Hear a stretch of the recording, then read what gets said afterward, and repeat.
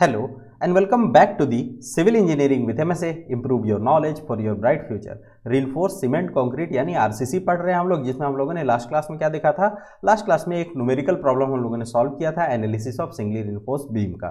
आज भी हम लोग जो है वो analysis of singly reinforce beam का एक सवाल सॉल्व करेंगे बाई एलएसएम। एलएसएम कहने के साथ ही दिमाग में आ जाता है by using of IS code method, और आईएस कोड कौन सा, आईएस 456-2000। यही कोड के हेल्प से हम लोग सॉल्व करेंगे।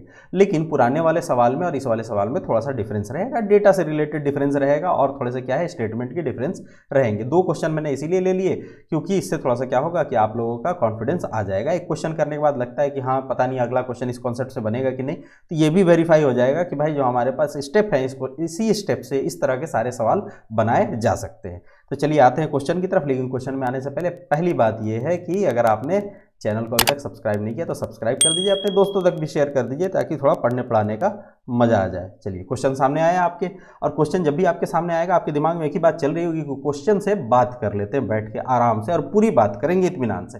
देखिए क्वेश्चन क्या कहता है। क्वेश्चन कहता है determine the moment of resistance. पहली बात तो ये है कि ये सवाल है, और दूसरी बात ये है कि इसने कहा है कि आपको क्या निकालना है, मोमेंट ऑफ रेजिस्टेंस निकालना है। किसका निकालना है भाई, बीम का निकालना है। बीम पढ़ रहे हैं, बीम का निकालना होगा। चलिए बहुत बढ़िया। डायमेंशन इसका दे रखा है 250 mm एंड 350 mm। अब जरा मैं जो है वो कोशिश करता हूँ एक क्रॉस सेक्शन बन जाए अपना, थोड़ा सा सीधा सा। उतना सीधा तो नहीं बनेगा लेकिन कोशिश तो जारी रहेगी। ये मान लीजिए कोई मेरा एक क्रॉस सेक्शन है, जरा क्रॉस सेक्शन में ध्यान दीजिएगा। यहाँ पर देखिए हम लोगों को एक तो डायमेंशन दिया हुआ है विड्थ, और विड्थ कितना दिया हुआ है 250 mm। बहुत बढ़िया। उसके साथ में देखिए क्या दिया हुआ है 350 mm का जो है डेप्थ दिया हुआ, और इस डेप्थ के साथ कुछ इफेक्टिव टर्म तो नहीं लिखा हुआ है। इसका मतलब क्या है कि ये जो डेप्थ दिया हुआ है कितना 350 mm का, ये ओवरऑल डेप्थ है। तो जरा मैं लिख लूँ यहाँ पर b की वैल्यू दी हुई है 250 mm, और d यानी ओवरऑल डेप्थ हमको कितना दे रखा गया है 350 mm। बहुत बढ़िया। इसके बाद देखिए क्वेश्चन को पहले पूरा पढ़ते हैं ना, हो सकता है कि इस क्वेश्चन में ही कोई जादू छुपा हो जिससे अपना काम हो जाए। उसके बाद कहता है कि the area of steel consist of 3 bar of 12 mm diameter. कह रहा है कि यहाँ जो है वो 3 सरिया लगा हुआ है, 3 रॉड लगे हुए हैं, 3 बार लगे हुए हैं, और 3 बार कैसे लगे हुए हैं, 3 बार ऑफ 12 mm डाया।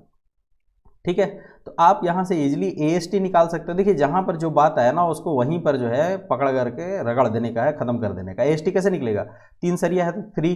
आपको पता है कि रिइंफोर्समेंट तो भाई गोल गोल है अपने पास ना, तो इसका क्रॉस सेक्शन कितना हो जाए π/4 इंटू डी स्क्वायर। डी कितना दिया हुआ है हमको 12, तो 12 का स्क्वायर। इसको जब आप सॉल्व कीजिएगा, मैंने सॉल्व किया तो मेरे पास आया वैल्यू 339 mm स्क्वायर। चलिए ये भी परेशानी अपनी खत्म हुई। आगे पढ़ते हैं क्वेश्चन को। Placed at a distance of 40 mm, question पर ही रहिएगा, at a distance of 40 mm from bottom of reinforcement. इसका मतलब क्या है कि इस बेचारे ने पहले ही बता दिया कि ये जो डिस्टेंस है आपका यहाँ से लेकर के यहाँ तक, ये कितना है 40 mm। जब ये 40 mm क्वेश्चन में पहले ही बता दिया, तो अब आप देखिए जरा, मैंने जो टेढ़ा सा क्रॉस सेक्शन बनाया है, इस क्रॉस सेक्शन में से कुछ जादू निकल सकता है क्या, कोशिश करते हैं अपन। ये हमारे पास जो डिस्टेंस है, देखिए पेन का कलर मैंने चेंज कर दिया ताकि आपको दिखाई दे, ये डिस्टेंस d होगा, और ये कितना हो जाएगा, ये हो जाएगा d-40, और d आपके पास कितना है 350 माइनस 40 यानी कितना हो जाएगा 310 mm। तो d की वैल्यू हम लोगों ने निकाल ली, कितना हो गया भाई 310 mm। चलिए स्मॉल डी है ना, कैपिटल डी नहीं, स्मॉल डी। स्मॉल डी बोले तो इफेक्टिव डेप्थ 310 mm। बहुत बढ़िया। चलिए अब और बात आगे करते हैं, देखते हैं क्वेश्चन से बात करके। उसके बाद क्वेश्चन हम लोगों को ये कहता है कि आपको इस्तेमाल करना है use M20 and Fe 415 steel. अब तो आप एक्सपर्ट हो गए हो कि फॉर M20 FC के कितना हो जाएगा जी 20 न्यूटन पर mm स्क्वायर। अब आपसे मैं पूछूं फॉर Fe 415, तो आप कहिएगा कि सर F(y) जो है यानी characteristic strength of the steel in tension zone कितना हो जाएगा, ये हो जाएगा 415 न्यूटन पर mm स्क्वायर। ठीक है, इतना छोटा छोटा मैंने लिखा, ये mm है। चलिए सारी चीज़ें निकल करके सामने आ गई। अब अपना काम क्या होगा, वही स्टेप बाय स्टेप हम लोग काम करेंगे जिससे पहले हम लोग काम कर रहे थे। कुछ भी नया नहीं करेंगे ताकि आपको परेशानी ना हो, और आईएस कोड की हेल्प से ही इसको सॉल्व करेंगे। तो सॉल्व करते इसके लिए मैं थोड़ा सा खुद को गायब भी कर लूँ, नए पेज पे भी चला जाऊँ, तो पहले खुद को कर लूँ गायब। देखिए अब पहला काम क्या हो जाएगा हमारे पास, स्टेप फर्स्ट, स्टेप फर्स्ट में आप लोग क्या काम कीजिएगा कि डेप्थ ऑफ न्यूट्रल एक्सिस जिसको आप क्या दिखाते हो, एक्सयू से दिखाते हो। अच्छा, ये एक्सयू निकालने के लिए जो है आपको सहारा कह लीजिए या हिम्मत कह लीजिए, हौसला कह लीजिए, जो भी कह लीजिए, कहाँ से मिलेगा? As per IAS 456। ऐसा नहीं लगता कि सिविल इंजीनियरिंग के स्टूडेंट्स के लिए हर दुख का सहारा क्या है? IAS 456 RCC के लिए। इसके एनेक्स जी में आपको चले जाना है। एनेक्स जी में ये भी बता दूं क्या पेज नंबर? चलिए बता देता हूँ, 96। अच्छा, आपको एग्जाम में भी ऐसे ही लिखना होगा ताकि एग्जामिनर जो है ना देख करके खुश हो जाए कि भाई बच्चे को आता है, ऐसा नहीं कि रट उटा के फार्मूला आया है। G1.1 का A नंबर हम लोग जरा यूज़ करेंगे, ठीक है? ये यूज़ करेंगे हम लोग। देखिए इसमें जो है जो बात कही गई है वो है फॉर्मूला, और वो फॉर्मूला क्या लिखा हुआ है? वो लिखा हुआ है XU divided by D is equals to 0.87, ये पूरा जीरो है भाई, 0.87 f ऑफ y AST। जैसे ही मैं कोड का नाम लिखूँ, पेज नंबर लिखूँ ना, आप जरा सा उस पेज को खोल लीजिए साथों साथ। 0.36 FC के B इंटू डी।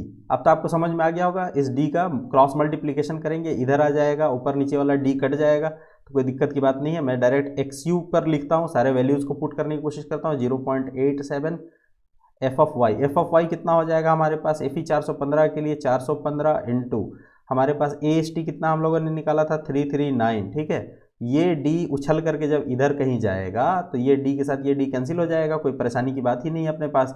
तो भाई ये कोई दिक्कत की बात है ही नहीं, तो D तो अपना गया। अब आते हैं नीचे, 0.36 इंटू FC के कितना है? M20 कॉन्क्रीट के लिए। इसे कहता हूँ सारे न्यूमेरिकल्स को देखिए, ऐसा नहीं स्किप नहीं करने का है, स्किप करोगे चिड़िया उड़ जाएगा फिर। तो आप जब इसको सॉल्व कीजिएगा तो आपको एक वैल्यू आ जाएगा, बहुत प्यारा सा वैल्यू, वो आएगा 67.99 mm। बहुत नियरेस्ट वैल्यू है। इसको 68 mm लिख दूँ क्या? थोड़ा सा आसानी हो जाएगा, लिख सकते हैं ना, 99 है तो 68 mm। देखिएगा यूनिट जरूर से लिखिएगा, एग्जामिनर को बहुत पसंद है कि आप हर जगह जो है यूनिट लिखते रहे। अब क्या करना होगा जी? स्टेप 2 में जाएंगे, ठीक है?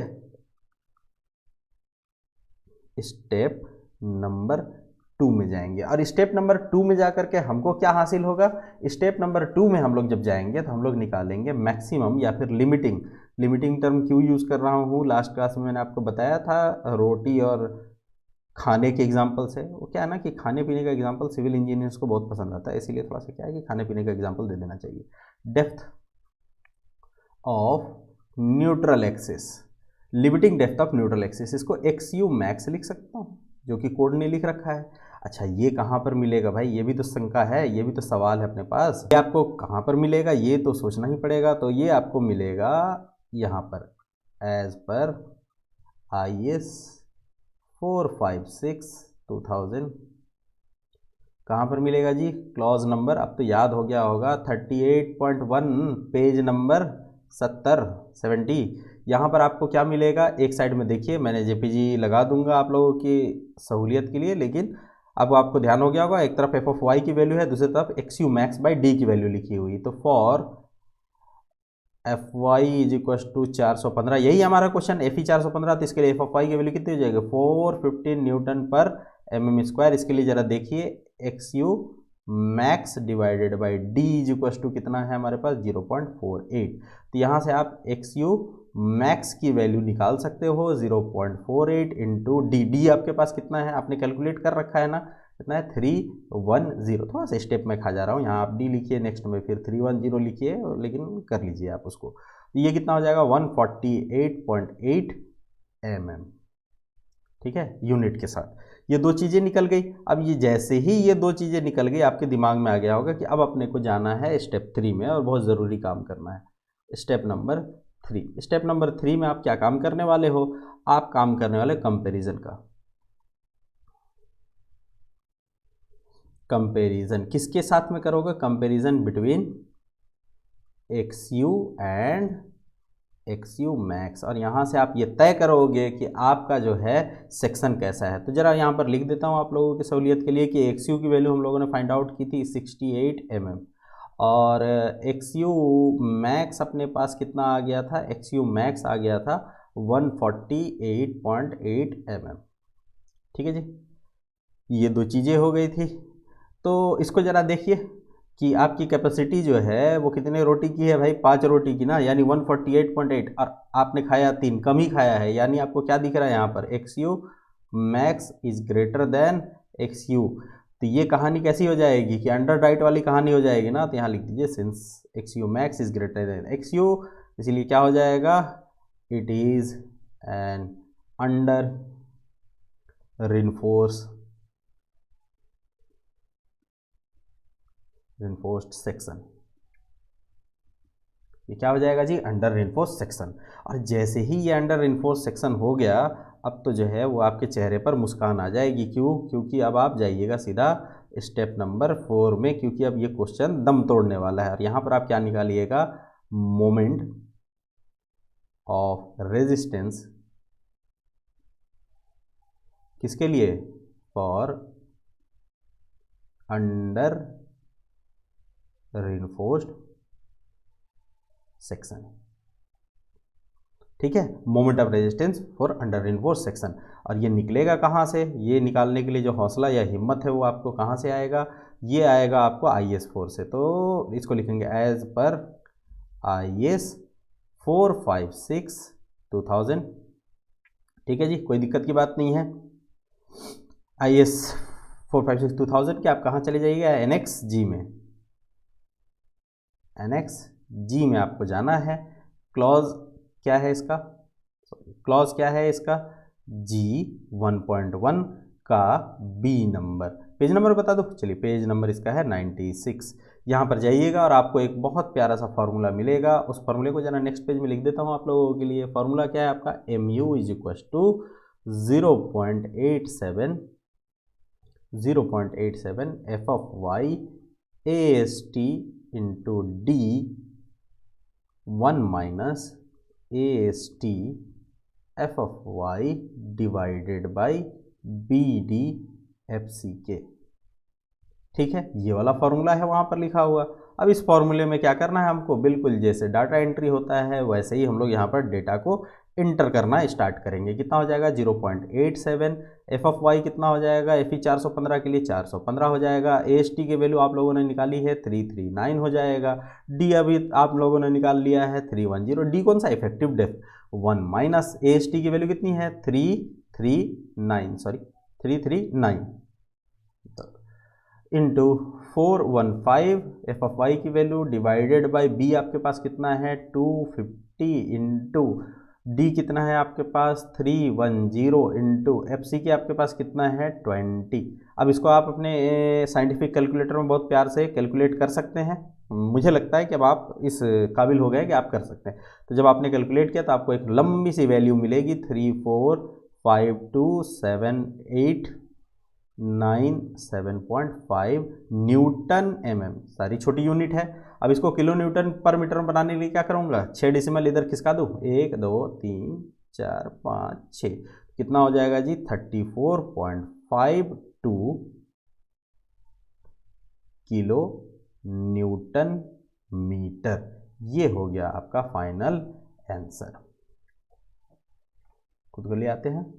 देखिए बहुत ही छोटा सा सवाल था, पिछले सवाल से बिल्कुल ही मिलता जुलता था सारे स्टेप से। देखिए ऐसा ही सवाल होता है, आरसीसी में सारे सवाल प्रोटोटाइप होते हैं, बस आपको पता होना चाहिए कि कैसे इसका एप्लीकेशन करना है और बहुत प्यार से सारा बिल्कुल सॉल्व हो जाएगा। अब जब हम लोग नेक्स्ट लेक्चर में मिलेंगे तो नेक्स्ट लेक्चर में मैं फिर आप लोगों के लिए एक डिफरेंट टाइप का क्वेश्चन लेकर के आऊँगा। उस क्वेश्चन में मोमेंट ऑफ रेजिस्टेंस हम लोग नहीं निकालेंगे, उस क्वेश्चन में मोमेंट दिया हुआ होगा और वहाँ से हम लोग एरिया ऑफ स्टील की वैल्यू फाइंड आउट करेंगे। बहुत ही इंटरेस्टिंग होगा वो क्वेश्चन और आई होप आप सबों को भी इंतजार रहेगा और मुझे भी इंतजार रहेगा कि जल्दी से वो क्वेश्चन आप लोगों तक पहुंच जाए और आप लोग जो है उसको बहुत जल्दी से सीख जाए। तब तक के लिए क्या करना है आपको, अगर चैनल को सब्सक्राइब आपने नहीं किया तो सब्सक्राइब कर दीजिए, अपने दोस्तों तक भी शेयर कीजिए ताकि थोड़ा सा मज़ा आए। और क्या करना है, जो भी मैंने आपको बताया उसको अपनी कॉपी में नोट कीजिए, पढ़ते रहिए, अपना ख्याल रखिए, अपनों का भी ख्याल रखिए। Thank you for watching.